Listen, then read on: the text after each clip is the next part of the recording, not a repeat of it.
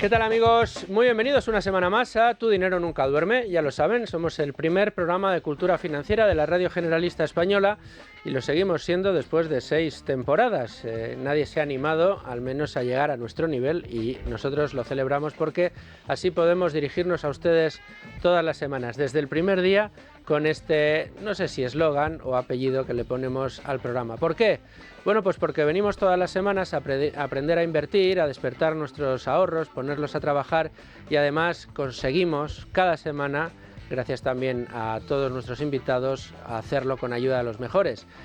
Como todas las semanas, saludo a Domingo Soriano. ¿Qué tal, Domingo? ¿Qué tal, Luis Fernando? Van años ya, ¿eh? Sí. Y semanas y meses, y continuamos haciéndolo, y además siempre que venimos nos lo pasamos bien, además de aprender mucho. Sí, educación financiera de la primera. Y de primera siempre es porque venimos con Luis Alberto Iglesias Luigi desde Value School, que es el que aporta la nota de calidad a cada no, programa. por favor, para mí es un de placer estar con vosotros radio. aportando. Muchas gracias, Luigi, por estar aquí. Manuel Llamas. Si Luigi aporta la nota de calidad, ¿qué aporto yo entonces? Tú aportas la artillería. Vale. Tú vienes de la trinchera, vas con toda la artillería, siempre encima de la mesa. No, muchas gracias a mis 3 mosqueteros de siempre, que son los que me ayudan aquí a departir y a exprimir al máximo a nuestros invitados. Y hoy tenemos un invitado que es amigo de este programa, que es un habitual de esta mesa, y no precisamente por serlo es menos bienvenido, porque siempre nos encanta que venga del equipo de relación con inversores de Cobas Asset Management su responsable, que es Carlos González Ramos. Carlos, muchísimas gracias por estar con nosotros. ¿Qué tal? Un placer estar con vosotros y hacía ya tiempo que no venía, 6 meses, una cosa así que ya tocaba. Bueno, pues ya teníamos ganas de Ya verte tocaba. otra vez aquí en Tu Dinero Nunca Duerme. Además, mira que nos cuesta sacar temas de actualidad aquí en Tu Dinero Nunca Duerme y hoy te vamos a exprimir un poquito. Porque además yo creo que tenemos temáticas en el mercado que están un poquito de moda y en las que tenéis mucho que aportar desde Cobas, al menos, para que nuestros oyentes tengan cierta sensatez a la hora de abordarlas. Así que prepárate, que vamos a ir con todo. Hacemos una pequeña pausa, unos consejos y seguimos. Bueno, vamos a abrir un capítulo importante hoy de recomendaciones porque además vamos a tener una entrevista a alguien que nos va a contar temas muy interesantes. Pero antes, muy rápidamente, Domingo, tenemos novedades. Hay curso de bolsa importante al que apuntarse. Eso es curso avanzado de inversión en bolsa, sería la segunda parte de invertir con cabeza, pues para aquellos que quieran dar un pasito más, subir un par de peldaños de nivel, pues curso avanzado de inversión en bolsa. O sea, ya sabemos invertir, ya sabemos cómo funciona la renta variable, los mercados, cómo funcionan los fondos, pero a lo mejor quiero dar un pasito más en selección de fondos o quiero dar un pasito más a la hora de elegir yo mis propias empresas, Sí, ¿no? hacer pequeñas tesis de inversión, pues ahí intentamos echar una mano a los que quieran dar ese pasito. Oye, tiene una pinta bárbara. Mejores profesores. Excepcionales profesores, con la comunidad de los locos, con muchas de esas cosas que también han funcionado en Invertir con Cabeza, pues ahora en este curso para los que quieran avanzar. Entrar en la página de LWS Academy y allí encontramos el curso avanzado de bolsa. Ahí tienen toda la información. Fantástico. Luigi, desde Value School, rápidamente. Las cartas de Warren Buffett están en español en la página web de Value School, valueschool.es, en la sección de librería, en PDF, descargable, gratis. Y la última está recientita, del año 2024, se ha publicado hace muy poquito, ahí disponible para quien quiera registrarse y bajárselas todas desde el año 18. Y anda que no hay Son ya enseñanzas Sí, de 100 y mercados. pico páginas entre todas juntas, son un montón. Un buen libro, sí señor. Sí. Bueno, pues ahí lo tenemos en Value School y les he prometido una entrevista importante que tenemos que hacer a nada más y nada menos que al CEO de Cibisland, que es Íñigo Torroba, y que nos acompaña. Íñigo, ¿cómo estás? ¿Qué tal, Luis Fernando? Encantado de estar Mira, aquí. te otro veo día. sonreír y sé por qué sonríes tanto. Porque esta semana habéis completado 2 promociones, que yo sepa 2. Sí, Esta semana han sido 2. y una recientita, sí. Una recientita, pero la que terminabais el martes, que tuvimos a Agustín en Con Ánimo de Lucro, recuerdo que estábamos hablando de ella y mientras hablábamos de ella casi terminó de completarse. Quedaban 200.000 euros y nada, en minutos. Sí, se terminó. total. La verdad es que estamos muy contentos. Estamos teniendo una demanda de inversores alucinante. Incluso lo que estamos optando es por limitar el ticket máximo de inversión para que entre el mayor número de inversores posible, porque como hay tanta demanda, si no, en medio segundo se cerrarían los proyectos y se quedaría mucha gente fuera. Entonces lo que estamos haciendo es poner un límite máximo, dependiendo del ticket del proyecto, de 1.000 euros o de 5.000. Y vamos a explicar a todos nuestros oyentes en qué consiste esto que hacéis en Cibislen, llamado crowdlending inmobiliario, y que ya Avanzo funciona como una especie de renta fija inmobiliaria. Sí, a ver... pero con rentabilidades algo más altas sí. que la renta fija. Total, en Cibislen básicamente el objetivo que tenemos es democratizar la inversión inmobiliaria, es decir, que cualquiera pueda acceder a beneficiarse de las rentabilidades que históricamente ha dado el sector inmobiliario institucional, pero con pequeñas aportaciones de capital. En este caso, desde 250 euros puedes obtener rentabilidades invirtiendo en los proyectos que ofrece Cibislen de más del 10%, de entre un 10 y un 13%, siempre con una garantía hipotecaria del propio activo que estamos financiando. Con lo cual es un producto que tiene un balance de rentabilidad-riesgo súper atractivo. Y lo que digo, puedes probar desde 250 euros sin problema. Lo que habría que hacer es entrar en cibislen.com, registrarse. Ahí todo el que se registra tiene acceso a la información de las distintas promociones que tenéis en marcha. Y fíjate, a mí una de las cosas que más me gusta de lo que hacéis en Cibislen es que el inversor puede elegir la promoción en la que invierte además como prestamista, porque lo que hacen estos promotores es en esos tramos en los que la banca tradicional no presta dinero y necesitan financiación, acuden por ejemplo, a Cibislen y dice, oye, que necesito tanto dinero, ¿no? Se establece, se hace una due diligence, estudiáis el proyecto, decidís que vais a invertir y entonces es cuando lo abrís a los inversores. Y ahí el inversor dice, pues mira, con lo de esta semana, ¿no? Tengo aquí una propiedad en Mallorca que va a ser un pelotazo, esto es estupendo y necesita X financiación, entonces abrís la financiación. Tenéis proyectos en Madrid, tenéis proyectos en Marbella también. ¿Dónde más? ¿Cómo hacéis esta selección? Sí, a ver, o sea, tenemos proyectos en toda España, incluida, como bien has dicho, las islas. Nosotros al final ya tenemos un nombre en el mercado y el promotor acude a nosotros cuando el proyecto está o en fases que todavía no tienen la madurez para que entre el banco o directamente por tipología de proyecto el banco no financia esos proyectos, con lo cual acuden a nosotros. Nosotros hacemos un estudio exhaustivo, como bien has dicho, del proyecto, hacemos una due diligence económica, legal, urbanística, etcétera, y luego el proyecto es aprobado por un comité de riesgos externo a nosotros, que es el que termina de dar el ok. Una vez ha dado el ok, se lanza el aviso a todos los inversores de la plataforma, tal día a tal hora se abre este proyecto con estas condiciones y mientras tanto esos inversores hasta que llegue ese día pueden ir revisando toda la documentación que nosotros mismos hemos utilizado para analizar el proyecto, la tienen a su disposición para decidir si quieren invertir o no invertir. Bueno, pues ya solo falta que nos digas las rentabilidades y que nos hables del próximo proyecto que vais a abrir. Hoy es domingo, pues el que vais a abrir esta semana. Sí, rentabilidades estamos entre un 10 y un 13%. La rentabilidad histórica de 2024 han sido un 11,5% de la cartera viva. Y el próximo proyecto es un proyecto de 5 millones de euros. Vamos a captar 5 millones de euros para una promoción en una de las islas Baleares. Todavía no puedo decir cuál porque lo tenemos que terminar de cerrar esta semana, y consiste en un proyecto a un 11,5% de rentabilidad a un plazo de entre 12 y 16 meses. Bueno, pues ya hemos dejado el aviso a navegantes. Todo aquel que quiera informarse en cibislen.com. ¿Hay algún teléfono? No, directamente a través de la página web te registras o nos puedes contactar por un formulario. Fenomenal. Bueno, pues Íñigo, mucha suerte con esa promoción y muchas gracias por estar en Tu Dinero Nunca Duerme. Muchas gracias a vosotros. Un abrazo. Vamos a ir enseguida ya con Carlos González Ramos, pero antes, ¿conoces Santa Lucía AM, la gestora de fondos de inversión del Grupo Santa Lucía? Invirtiendo con ellos, aprovechas la solidez de un grupo empresarial con más de 100 años de historia y 20 de experiencia en gestión de activos. ¿Sabes ahorrar? Pues ellos saben invertir. Descubre más en santaluciaam.es.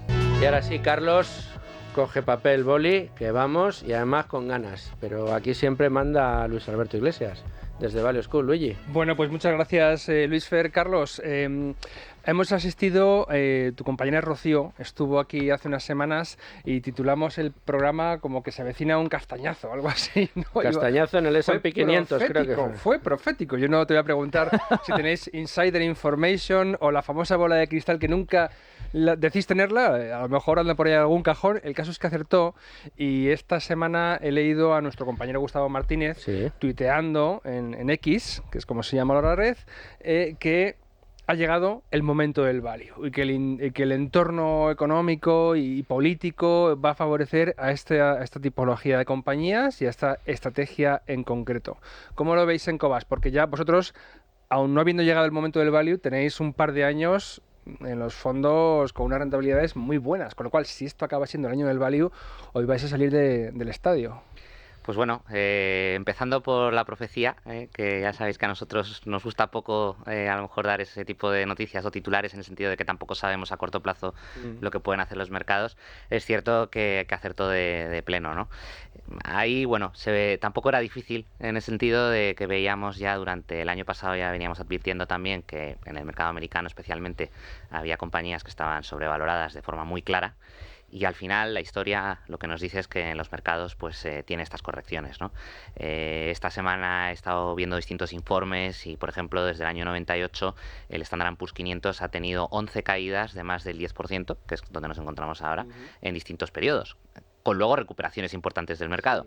Con lo cual, sin ánimo de dejar ningún titular que luego sea profético, sí que es cierto que todo apunta a que después de estas correcciones lo que generan son oportunidades y que luego el mercado, pues si eliges bien dónde invertir tu dinero, puedes obtener buenos resultados. Y esto lo uno a lo que comentabas del value, ¿no? Evidentemente las compañías de carácter value en los últimos 4 o 5 años, aunque nos podemos ir hasta los últimos 15, 20, que lo han hecho peor que las compañías de crecimiento, pero bueno, ciñéndonos en los últimos años desde el COVID, sí que es cierto que a nivel general el mercado, las compañías de crecimiento, las tecnológicas especialmente, son las que mejor se han comportado si cogemos, digamos, toda la serie histórica, pero ha habido compañías de características value, en las que, por ejemplo, pues Cobas ha invertido, que nos ha permitido tener en estos, pues desde el año 2020 hasta la fecha, prácticamente un 200% de rentabilidad. Es decir, que sí que ha habido oportunidades y que sí que se ha podido invertir y ganar dinero fuera de lo clásico del crecimiento del Standard & Poor's 500, etcétera, ¿no? Dicho lo cual, pues seguimos viendo que esas oportunidades que teníamos en cartera entonces y que seguimos manteniendo ahora, tanto algunas que ya venían en cartera desde ese momento a nuevas incorporaciones que hemos hecho, pueden tener unos resultados muy positivos en los próximos años.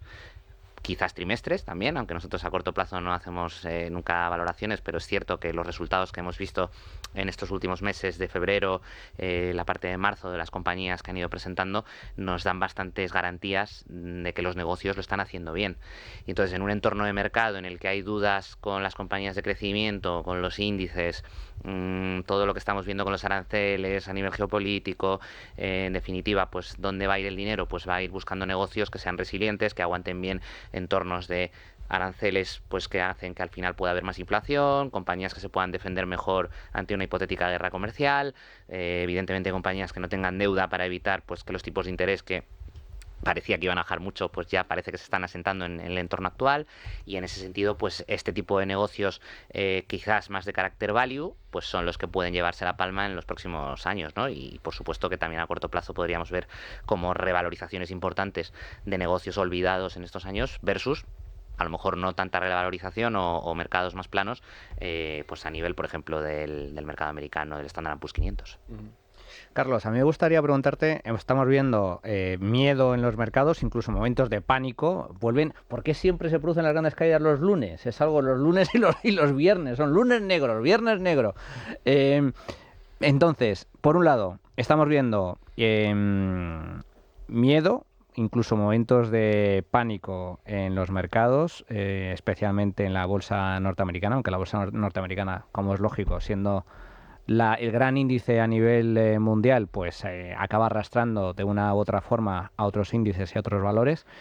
Pero ¿a qué puede responder esta volatilidad? Responde fundamentalmente, o sea, mi teoría, y me gustaría contrastarla contigo, es que responde por un lado a incertidumbres propias de ámbito geopolítico, pero por otro, sumado al hecho de que la bolsa norteamericana, tal y como hemos tratado en algún otro programa, estaba cotizando a múltiplos muy altos, es decir, estaba cara, especialmente algunas de las compañías que lideraban el crecimiento del índice en los últimos años de la mano de las tecnológicas, de las compañías growth, etcétera. Claro, en momentos de incertidumbre, cuando hay determinados valores o determinados índices que están muy caros, evidentemente ahí es cuando se producen las correcciones. ¿Responde un poco a esta combinación geopolítica por un lado y por otro precios altos?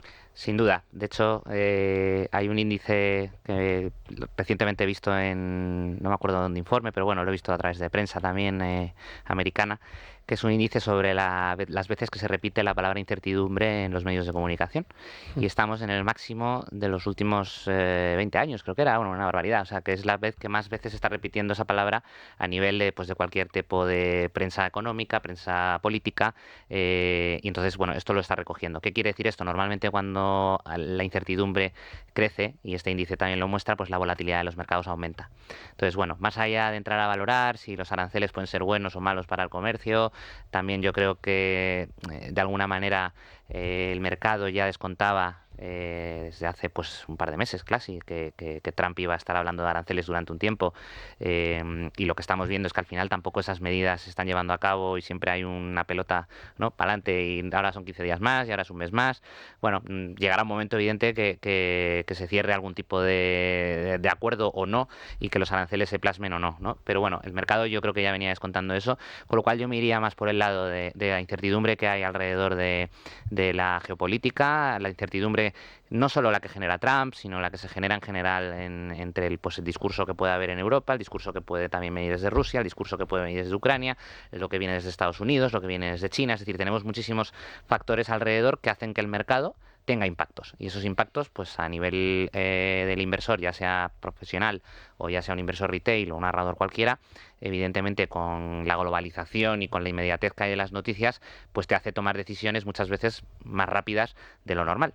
Y ahí sí que lo que vemos es que muchos inversores que a lo mejor habían ganado o tenían ya unas rentabilidades acumuladas importantes, pues lo que han decidido es, oye, voy a ir digamos, guardando la ropa para que no se me moje, ¿no? Y de alguna manera esperar a que capee un poco este temporal de incertidumbre, y en el momento que esto pues se vea más claro, volver a invertir en renta variable. Pero de todas maneras hay muchos ratios que nos están dando también la razón, en el sentido de que hay muchos inversores que, a pesar de las caídas, están aguantando en el mercado, incluso que hay liquidez que se está incorporando al mismo. De hecho, en Cobas nosotros ahora mismo, en estas semanas, estamos con entradas netas. En el mes de marzo ya llevamos cerca de 10-12 millones de euros de entradas netas, que acumulan más de 40 millones en el año. O sea que hay inversores que están aprovechando estas caídas, ¿no? Con respecto a esto, precisamente te quería comentar. Vosotros en Cobas tenéis un informe magnífico sobre los inconvenientes y los riesgos de hacer market timing. Es decir, intentar anticiparse a lo que va a hacer el mercado para vender cuando hace techo y comprar cuando toca suelo. Pero es ciertamente complicado hacer este tipo de predicciones porque no sabes cómo va a reaccionar a muy corto plazo el mercado. Es imposible tener la bola de cristal, y en este informe en concreto advertís sobre el riesgo de perderte los mejores días en la bolsa, que digamos que si te pierdes los 10-15 mejores días de subidas bursátiles, pues prácticamente supone una diferencia sustancial. Desde tu experiencia, además que tú eres responsable de relación con inversores en Cobas, ante este tipo de incertidumbre, de volatilidad, ¿qué es lo más razonable que debería hacer el inversor minorista? Que en muchas ocasiones se ve arrastrado por sus impulsos y por su instinto más básico y salvaje, y dice, uy, está cayendo, vendo, y se deja arrastrar por el pánico existente.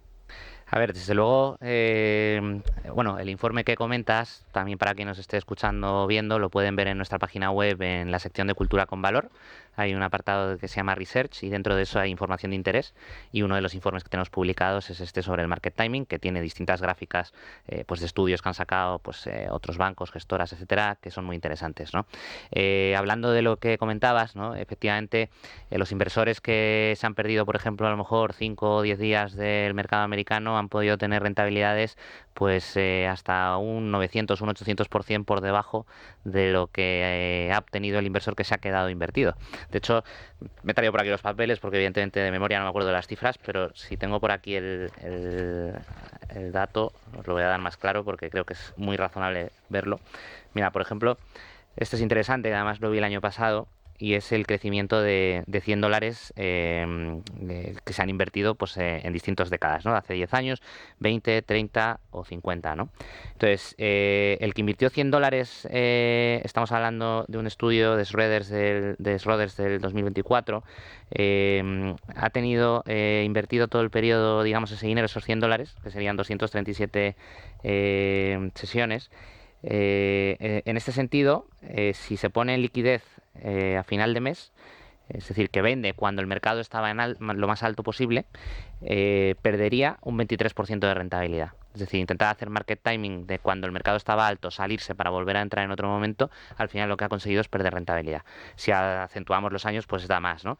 Esto, como digo, lo pueden ver en la web. Y luego hay un dato muy interesante también, que es el impacto, digamos, por décadas, porque también lo tenemos detallado por años, de 5 a 10 años, pero también hay uno de décadas completas, que, por ejemplo, la década de los años 2000, el índice cayó un 24%, el Standard & Poor's 500, y si quitamos los 10 mejores días del mercado, se hubiera perdido un 62%.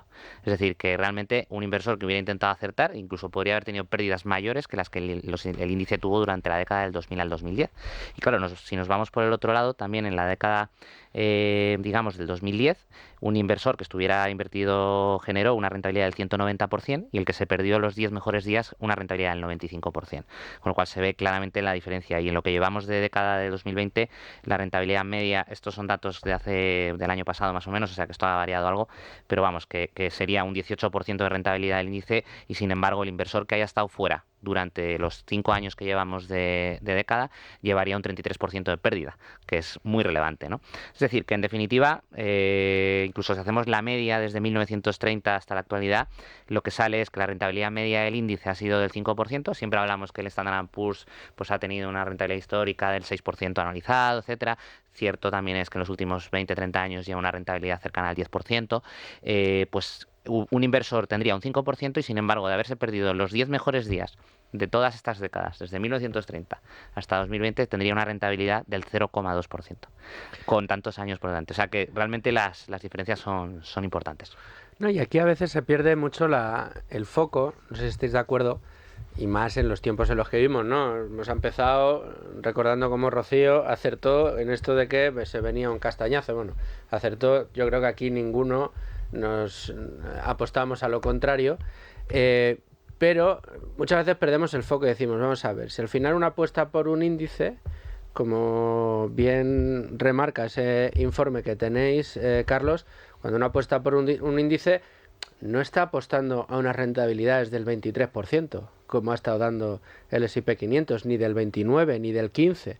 Está apostando a una rentabilidad anualizada durante 20, 30, 40 años de entre el 6 y 7% es lo que busca, ¿no? Es esa rentabilidad a la que estás apostando. Cuando quieres ir a rentabilidades de 2 dígitos o incluso de 20%, pues buscas buenos gestores independientes que tengan una estrategia que a ti te vaya a funcionar, o incluso si tampoco conoces mucho, pues te irás probablemente a gestores growth que han tenido esas rentabilidades históricamente. Pero si tú estás apostando a un índice, lo que estás apostando es a ese largo plazo y a esa rentabilidad, esa medalla de plata, como siempre dice Domingo Soriano. Sin embargo, claro, venimos de 2-3 años con rentabilidades brutales en los indexados, y parece que ahora que se pega el castañazo ya va a ser cuando nunca más vas a volver a obtener rentabilidad. Si mantienes al final, como bien dice ese informe, tu apuesta poco a poco, tu DCA, tu ir poquito a poquito todos los meses invirtiendo en el mercado,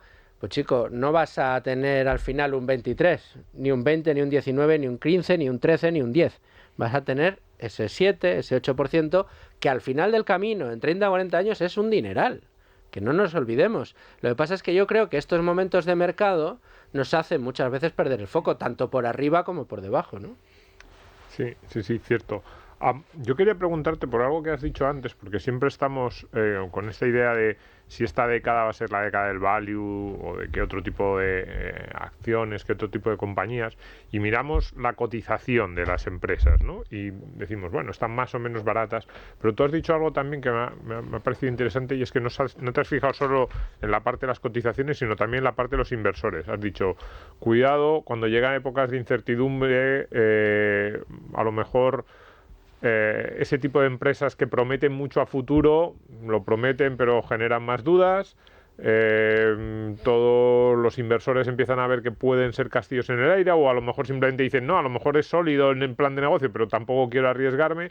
Y las que suelen ganar en estos momentos de cierta tensión son las empresas que lo que ofrecen es solidez, negocio, y ahí crees que puede ser un segundo factor que ayude a la mejora de este tipo de compañías. Bueno, es que es evidente que en los entornos en los que nos movemos ahora, que no son los entornos de los últimos 20, 25 o 30 años de tipos de interés cero, ya nos movemos en entornos de tipos de interés en Europa pues del 2,5, 3% de media, en Estados Unidos siguen estando en el 4, 4,5, y no tiene pinta de que esto vaya a volver al cero, ni mucho menos ni siquiera diría a medio plazo. Es decir, yo creo que vamos a estar varios años con tipos más elevados de lo que estábamos acostumbrados. Y claro, cuando tienes esta situación, las compañías de crecimiento que normalmente han tenido que endeudarse más mirando a futuro y con planes de negocio pues a muchos años vista, si su financiación se encarece, también le va a costar más que los números salgan. Y ahí es donde gana valor o donde gana peso las compañías, pues digamos que están bien gestionadas, que no tienen problemas de deuda, que tienen free cash flows mucho más recurrentes, más cercanos en el tiempo, que eres capaz de predecirlos de una forma mucho más clara. Y en ese sentido yo creo que hay una evidencia que el mercado ya ha empezado a reconocer desde hace 2 o 3 años, no suficientemente, es decir, todavía sigue habiendo pues mucha inversión o mucha moda alrededor de las compañías de crecimiento clásicas, que son las que más rentabilidad han aportado. También por un debate o por un motivo, mejor dicho, por un motivo que es la gestión pasiva, que al final alimenta también que dentro de los fondos índice, cuando más crece una compañía, pues más dinero va entrando en esa compañía y al final es un poco una pescadilla que se muerde la cola, ¿no? Pero bueno, ese es un debate que probablemente gestión pasiva activa habrá personas que piensen de una manera u de otra, pero es una cosa que es evidente. Es decir, al final estamos viendo claramente cómo también los índices se mueven en base a lo que hacen las compañías que más peso tienen en ellas. Entonces, el inversor que esté indexado pues tiene que ser consciente de que el entorno que ha vivido en los últimos años no es el entorno que nos viene en adelante. De hecho, hay muchas predicciones ya que hablan de que la bolsa americana, lo que es a nivel índice, pues a lo mejor en los próximos 10 años no supera el 3-4% de media anualizado. Siendo optimistas en el caso de ese informe. Yo no me mojo en ese sentido, no sé lo que va a hacer la bolsa americana. Nosotros desde Cobas eso pues nos da un poco igual. Lo que buscamos son negocios que nos permita tener en la cartera pues las rentabilidades que esperamos, que como bien sabéis pues buscamos rentabilidades pues del 10, del 11, del 12% anualizado a largo plazo. Creemos que la cartera que tenemos ahora mismo es posible hacerlo, que las compañías que hay en el mercado nos permiten tener ese optimismo en cuanto a las rentabilidades que se pueden lograr y bueno, la verdad es que para un inversor yo creo que es importante que sea consciente que las cartas, o digamos las reglas del juego, mejor dicho, han cambiado respecto a lo que veníamos viviendo pues quizás en los últimos 20 años. Oye, Carlos, me llama la atención escuchar últimamente, desde luego esta semana pasada y la anterior también, que el flujo de ahorro, según prevé Ursula von der Leyen, de estos miles de millones, dijo otro día una pasada de millones de ahorro disponible de los europeos para inversión en lo que es la nueva macrotendencia, defensa. Lo que me llama la atención es esta capacidad de anticipación que los gestores value suelen tener, pero claro, hagamos una salvedad. El oyente o espectador que esté viendo este programa ya llega tarde, es decir, ya la gente que quería invertir en defensa, las grandes gestoras ya han visto eso venir y ya usted va a entrar con el precio muy arriba. Pero tenéis en cartera compañías, de una no hace falta casi que la comentemos porque ya se ha comentado mucho, que es Babcock, que ya hemos hablado de ella en el estudio, pero Avio es otra que está en el sector y que tenéis en la cartera, entiendo que internacional. ¿Nos podéis explicar por qué la lleváis, a qué se dedica? Y bueno, pues eso, de nuevo, enhorabuena por anticiparos a la tendencia porque ya estáis invertidos en defensa cuando todo el mundo está diciendo que hay que hacerlo ahora. Ya Cobas adelantó. Bueno, me vas a permitir un chascarrillo con lo de von der Leyen. Estaría bien también que esa parte del ahorro que menciona de ir a los sectores como a lo mejor le puede interesar pues determinadamente en este caso pues a la Unión Europea, ¿no? En invertir más en defensa, etcétera, que también estaría bien que se preocuparan en que parte del ahorro pues fuera a las pensiones, a la sostenibilidad de las mismas. Ya sabéis que en Cobas hacemos mucho discurso alrededor de todo esto, pues estaría bien también que ya no solo plantearlo para cuando interesa, sino también de cara a las personas que luego puedan tener una mejor jubilación, pues no estaría mal que también se plantearan medidas de pensiones alrededor del ahorro privado. Te voy a hacer una puntualización, porque es que también he leído, esto lo comentaremos próximamente en la trinchera con Manu algún domingo, el hecho de que se está planteando traer a España un producto que ya existe, por ejemplo, en Suecia, en Francia, en el Reino Unido, que son las cuentas de ahorro individuales. Un poco una especie de híbrido entre la SICAV individual, de la que hemos hablado algunas veces, y el ministro Cuerpo de Economía planteó que podría fomentarse el ahorro particular para el largo plazo, pensiones, siempre y cuando fuera destinado a comprar acciones de compañías europeas en defensa. O sea, es como aprovechar aquí cualquier ocasión para... La idea sería que Te iba a decir que era una buena idea. De hecho, es parecido a lo que planteamos en Juan de Mariana. Digo, el titular primero que has dado, una especie, esa SICAP individual, SICAP para todos, pero bueno, ya si solo puedes invertir en compañías de defensa, me parece muy marciano el planteamiento. Sí. Es lo que venía a decir yo, ¿no? Que al final la clave es que se fomente el ahorro privado y que sea un sistema mixto. Evidentemente, las pensiones públicas también tendrán que venir y aportarán para la jubilación, pero desde luego que nos dejen también luego invertir donde queramos, ¿no? Y se haga un pool de distintas gestoras o inversoras o lo que se quiera y que cada uno pueda decidir también dónde quiere tener su ahorro, no que te lo dirijan, que al final ya sabemos luego por dónde puede salir, ¿no? Pero bueno, dicho eso, yendo a las compañías de defensa, efectivamente hemos acertado no porque seamos los más listos en geopolítica, no porque pensemos que iba a haber muchas guerras o iba a haber muchos problemas a nivel como el que nos encontramos con Ucrania y Rusia, no somos capaces de predecir eso, pero sí podemos ver dónde hay valor o dónde hay compañías que están denostadas. Y es un hecho evidente que en los últimos 15 años, en general, la industria de defensa ha estado fuera de todos los criterios ESG, toda la moda que podía invertir, y entonces, como ha habido poco flujo de inversor, tanto institucional como también el atractivo para un inversor retail, pues son compañías que han seguido generando negocio, que han seguido estando bien gestionadas, pero que al no ser atractivas, en valoración en los mercados, estaban deprimidas. Y ahí es donde nosotros, hace ya 7 años, incorporamos Babcock en cartera, que como bien has dicho, hemos comentado varias veces aquí, simplemente porque veíamos que era ridículo el precio que tenía la acción respecto al potencial que tiene la compañía, ¿no? Estamos hablando de un negocio, sin entrar en mucho detalle, que tiene una parte de nuclear, una parte de militar civil, de ingeniería civil, y una parte, digamos, de lo que es toda la Armada Británica, también a otros países de la Unión Europea, y bueno, sobre todo submarinos nucleares, etcétera, y todo lo que lleva a ello, que es también la gestión de unos puertos gigantes en Reino Unido, que además tiene las ventajas de ser unas concesiones públicas que el Estado da con muy largo plazo, con lo cual hay bastante garantía de que el negocio tiene, como hablábamos antes de los flujos de caja estables en un negocio, es un caso muy evidente, ¿no? De hecho, mira, tenía por aquí algunos datos de Babcock, pero para que os hagáis una idea de lo absurdo que a veces es el mercado, es una compañía, es verdad que este año ha subido ya un 50%, lleva una revalorización muy buena. El año pasado también se comportó muy bien. En lo que llevamos de 2025. Sí, lleva una revalorización muy buena. Es la tercera posición de nuestra cartera internacional, con lo cual está aportando positivamente al fondo. Y teníamos unas cifras muy claras de esta compañía, pero para que os hagáis una idea, es un negocio que, siendo sus comparables, un Rolls-Royce de turno, Vice Systems, las americanas, General Dynamics, están en torno de 17, 18, 20 veces. Y en el caso de Babcock, nosotros vemos que es una compañía que está en torno a 3, 4 veces. Es verdad que ahora ha subido. 4 veces beneficios. Sí, o sea... El PER que vosotros calculáis, que probablemente no es el oficial, ¿no? Pero el PER normalizado lo estáis estimando en 3-4 veces. Exacto. De hecho, para que os hagáis una idea, es verdad que ahora ha variado un poco porque como ha subido este año, las cifras han variado algo, pero para que os hagáis una idea, es una compañía que tiene un beneficio neto normalizado de en torno a 360 millones de libras, ¿vale? Y la valoración en bolsa, esto era hace en octubre del año pasado, estaba en 6.000 millones de libras, ahora entiendo, si hacemos bien los cálculos, debe estar cerca de 8.000, 9.000 millones de libras. Y haciendo algunos ajustes, etcétera, valoramos la compañía nosotros perdón, lo he dicho mal, la valoración nuestra estaba en torno a 6.000 millones de libras, la capitalización de la compañía estaba en 2.600 millones, ¿vale? En octubre, que ahora mismo estará eso, en 3.500, una cosa así. Es decir, sigues teniendo prácticamente 2 veces y media, digamos, de lo que es la valoración de la compañía versus la capitalización actual.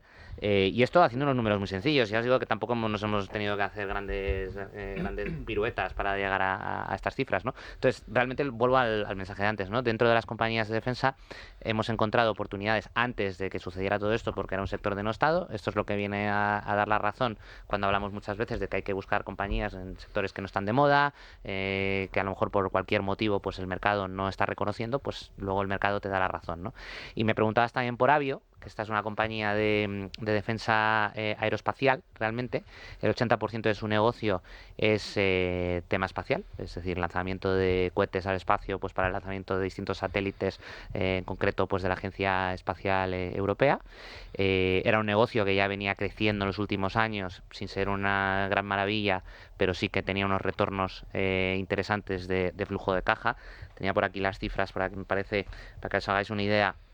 En 2023 estaba generando pues en torno a 196 millones de euros de beneficios, ¿no? de ventas.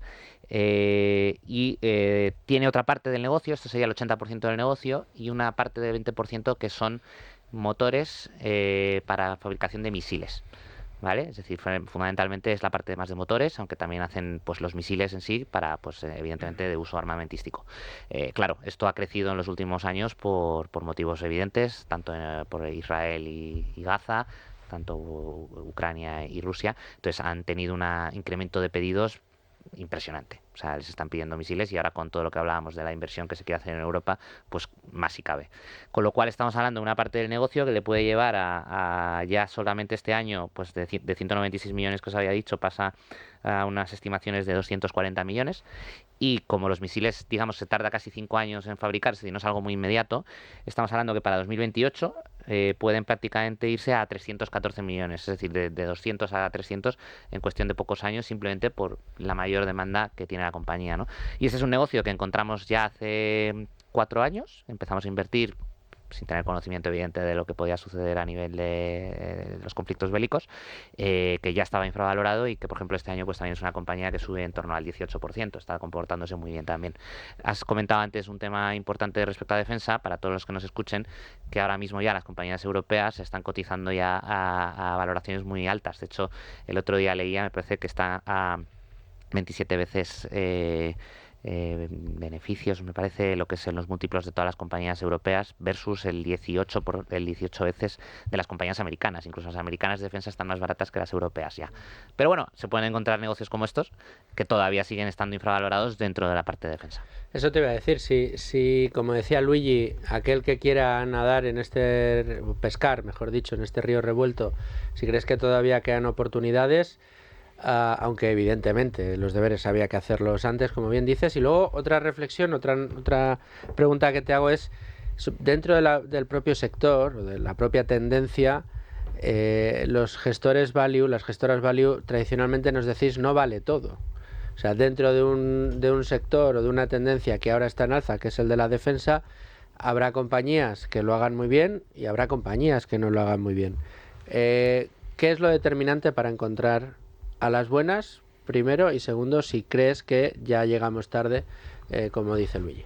Bueno, totalmente de acuerdo, ¿no? Es decir, el hecho de que un sector pueda parecer interesante no quiere decir que todas sus compañías lo sean, ¿no? Nosotros lo hemos visto claramente en la inversión que, como bien sabéis, hemos tenido en energía, tanto en petróleo, en gas, pues que llevamos 5 o 6 años ya invertidos ahí, que no todas las compañías eran válidas para entrar en la cartera. Es decir, había que analizar bien, porque no era lo mismo, por mucho que el precio del petróleo subiese, pues un negocio que los márgenes estuvieran más apretados versus otras compañías que claramente pues estaban en una posición buena de generar unos buenos flujos de caja, ¿no?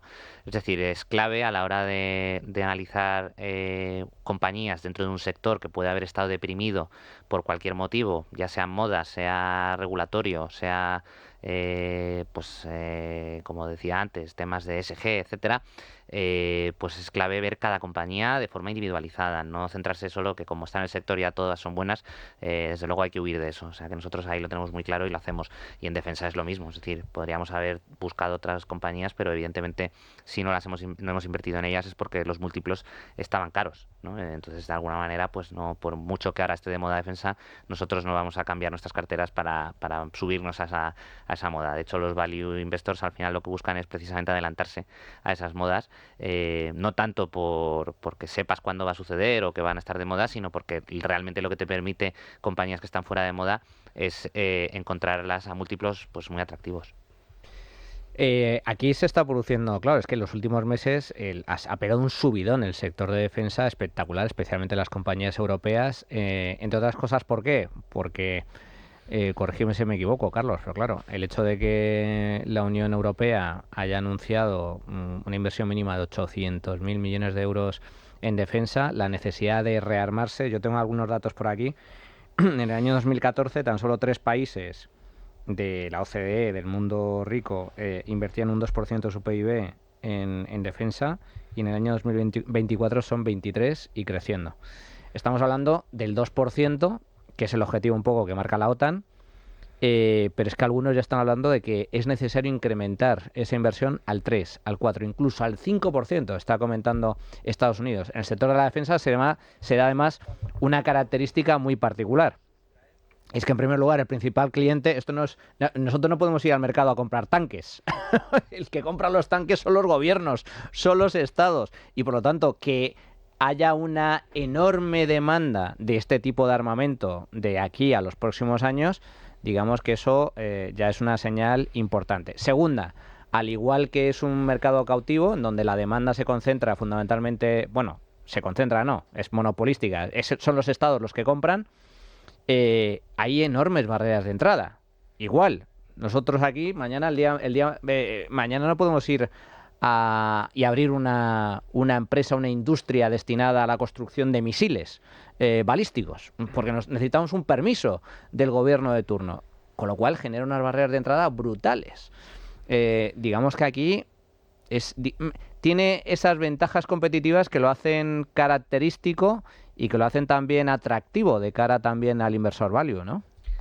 Podría ser. Yo lo que pasa aquí quizás echaría 2 pasos para atrás, ¿no? Está claro que están anunciando esas inversiones multimillonarias. Creo que tienen motivaciones no solo vinculadas a quizás todo el ruido que hay ahora, pues que desde Estados Unidos nos piden que incrementemos el gasto, etcétera. Yo creo que viene de más atrás. Eso ha sucedido y tampoco se le ha hecho tanto caso. Es verdad que a lo mejor geopolíticamente no había tanto interés, pero nos tenemos que también centrar en los problemas que está teniendo la industria europea, por ejemplo la alemana, y es evidente que, por ejemplo, un gran favorecido de estas inversiones puede ser Alemania, por la gran capacidad industrial que tiene y además grandes compañías armamentísticas europeas están situadas allí. Tenemos que ver también, que es otra cosa que y esto ya son cosas personales que yo veo, ¿no? Es decir, no veo tan claro que al final lleguemos a esos porcentajes de inversión, porque lo que suele pasar además cuando los políticos son los que dan todas estas decisiones es que luego, según venga otra moda dentro de 2 años, hablaremos de otra cosa. Exacto. Y al final, pues sí, se habrá incrementado. Habrá que ver también las inversiones exactamente hacia dónde van, porque luego al final hay un cajón desastre en todo esto, hay mucho dinero que va ahí, pero luego qué ha ido directamente a industria, qué ha ido directamente a potenciar a los ejércitos, salarios, en fin, hay muchos matices, ¿no? Y yo creo que es muy incipiente todo como para prever lo que tú comentabas de que las compañías de defensa van a ser capaces de aprovecharse muy bien de esto. Ahí además hay que tener en cuenta los múltiplos de valoración. Evidentemente, pues si Rheinmetall, por ejemplo, le va a ir muy bien toda la inyección económica que se haga, en vez de estar a PER 27, creo que estaba, se va a PER 40, puede pasar, pues como ha pasado con Tesla o con otras, y que tenga revalorizaciones importantes en el mercado, pero va fuera un poco del criterio value a la hora de buscar compañías que tengan múltiplos bajos, ¿no? Evidentemente, pues a lo mejor son inversiones que algún inversor de calidad o a lo mejor incluso pensando en el crecimiento que pueden tener en la industria, pues le puedan ir bien, pero quizás para un inversor value estén un poco alejadas.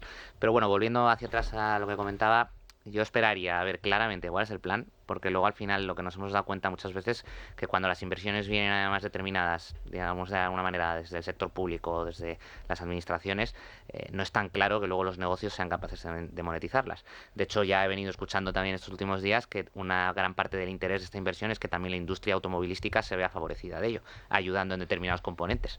O sea que bueno, esto, como veis, tiene enjundia, tiene profundidad y yo creo que es muy pronto para aventurar qué pasará.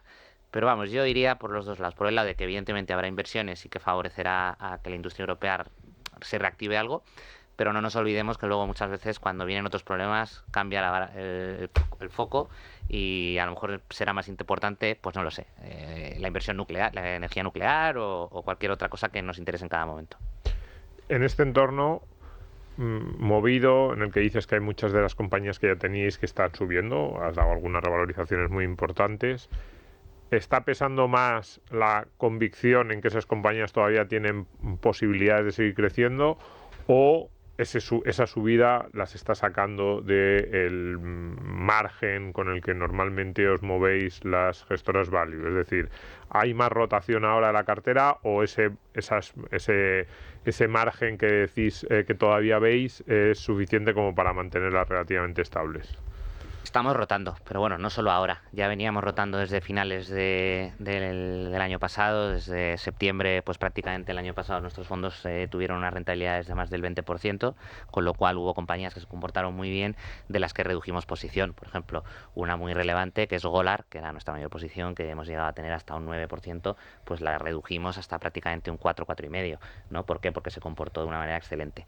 Con lo cual sí, vamos haciendo evidentemente esos ajustes en la cartera. Ya lo comentábamos en el comentario trimestral o semestral de cierre de año, en el cual hemos incorporado 13, 14 valores nuevos en la cartera, que además muchos de ellos, por ejemplo, como Derishburg, que hablamos en el comentario, pues lo está haciendo bien este año, lleva en torno a un 16% de revalorización también. Compañía de, bueno, no voy a extender mucho, pero vamos, de reciclaje de metales y algún negocio más. Y efectivamente, además, incluso ahora con las caídas que ha tenido el mercado, también nos ha permitido volver a comprar algunas acciones de compañías pues que les han dado un buen recorte, ¿no? Por ejemplo, me viene a la cabeza ahora compañías como Cosmos, que lleva un 30% de caída en el año, o la propia Golar, que también lleva una caída importante en el año. Pues son negocios que cuando ves que las van castigando sin motivo, pues vuelves a poder comprar. O sea, hay oportunidades, somos capaces de rotar la cartera porque el mercado está dando oportunidades también gracias a estas caídas tan acentuadas digamos, de los índices y de algunas compañías, pero que por suerte para nuestros fondos no están siendo tal. O sea, realmente los fondos siguen en rentabilidades positivas en el año, el fondo ibérico con más del 12-13% de rentabilidad y la cartera internacional en torno al 5%. O sea que estamos aguantando bastante bien en ese sentido. Oye, Carlos, me gustaría acabar introduciendo un tema que es muy de la onda de Value School. Habéis publicado en Cobas un informe sobre comportamiento financiero que se titula algo así como ¿Cómo llegar a tener 1 millón de euros? Esta es la cifra mágica, la pregunta del 1 millón de euros. Lo digo porque además el día 4 de abril tenemos un curso de introducción al ahorro y la inversión y hay una parte del curso que son 4 horas online. Bueno, quien quiera, pues que se informe en info@valueschool.es porque hay plazas. Acabo de anuncio, en una parte del curso hacemos justamente esta pregunta, es decir, ¿cómo podemos llegar nosotros, clase media, a acumular con ahorro e inversión 1 millón de euros? Hacemos una simulación, te prometo que yo oigo caerse a la gente de la silla en sus casas, a los participantes del curso online, o sea, se quedan todos a cuadros, porque no es una quimera. Hay que ahorrar, hay que seguir un plan, mucho tiempo. Hay que tener años, porque el de interés compuesto es cómo funciona, pero bueno, ¿cuál es la clave? ¿Cuál es la receta? ¿Cuáles han sido los hallazgos de este informe que yo animo a que todo el mundo lea? Sí, está, como comentaba antes, en nuestra página web, en la sección de Cultura con Valor, también dentro de la parte de Research, pues está este informe. Y bueno, esto nace de una reflexión en el equipo, pues charlando y decir, oye, pues vamos a hacer el ejercicio de, oye, una persona que llega a los 65 años quisiera tener 1 millón de euros, ¿cuándo tiene que empezar a ahorrar? Y en este caso, pues hemos elegido como rentabilidad, pues la rentabilidad media de la bolsa americana de los últimos años, que está en torno al 10%, pero bueno, esto se puede hacer con otras rentabilidades y también los números salen y cantan. De hecho, vamos a hacer una segunda evolución del informe, que es con distintos activos, pues cuánto tendrías que invertir, pues si por ejemplo quieres hacerlo a través de un activo que te dé un 3%, un 6%, un 8%, en fin. O sea, habéis hecho con renta variable, entiendo. Exacto, esto es renta variable, que es un 10% de la simulación, y para las cifras, que es lo más llamativo de esto, pues como bien has explicado, cuanto antes empieces, mejor, ¿no? Por eso que hemos comentado tantas veces de interés compuesto.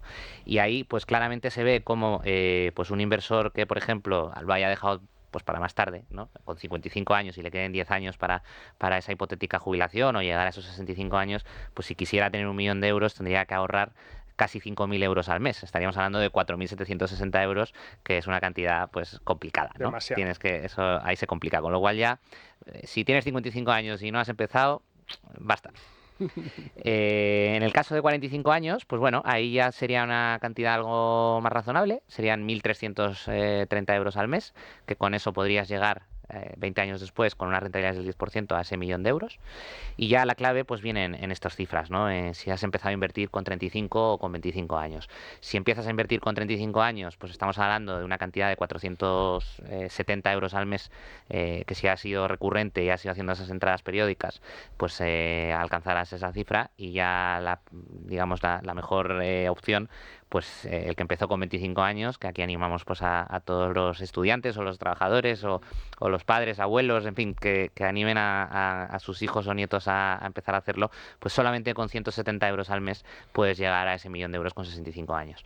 Con lo cual estamos hablando de que con un pequeño esfuerzo, es cierto que con una rentabilidad del 10%, pero que también podemos hacer el estudio con 6, con 5%, con 4, hasta con renta fija al 3%. Si tú eres constante, vas a obtener unas cantidades muy, muy razonables cuando tú llegues a tus edades más mayores, ¿no? Voy a hacerle un pase a Domingo porque sé que esto le gusta mucho, porque no nos obcequemos en ese 1.000.000.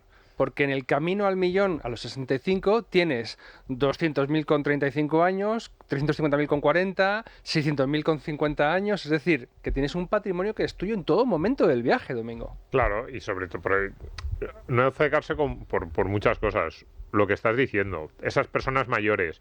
El otro día, uno de los alumnos del curso me preguntaba, es que yo tengo 55 años y ¿ya qué voy a hacer? Y digo, bueno, pues estar mejor que de lo que estás ahora.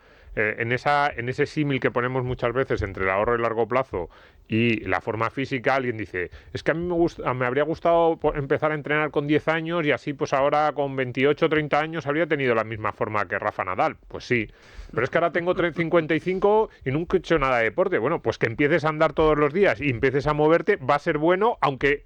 Sí, habría sido mejor todavía que hubieses tomado esos buenos hábitos para tu forma física a los 10 años. Pues eso ya no lo podemos conseguir.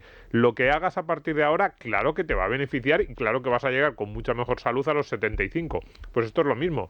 Oye, deja de lamentarte por lo que no has hecho y di, si a los 55 empiezo a ahorrar 300, 400 euros al mes, que no voy a llegar multimillonario a los 65 o los 70, oye, pero a lo mejor llegas con esos 100, 150.000 euros de patrimonio y la vida se ve muy diferente con ese dinerito en el banco o en un fondo que con solo la pensión pública. Vamos que sí se ve diferente. Os voy a poner un ejemplo además muy claro, el caso que os he dicho de los 25 años, o sea, a lo largo de su vida serían 83.000 euros lo que ha tenido que ahorrar para tener 1.000.000 de euros.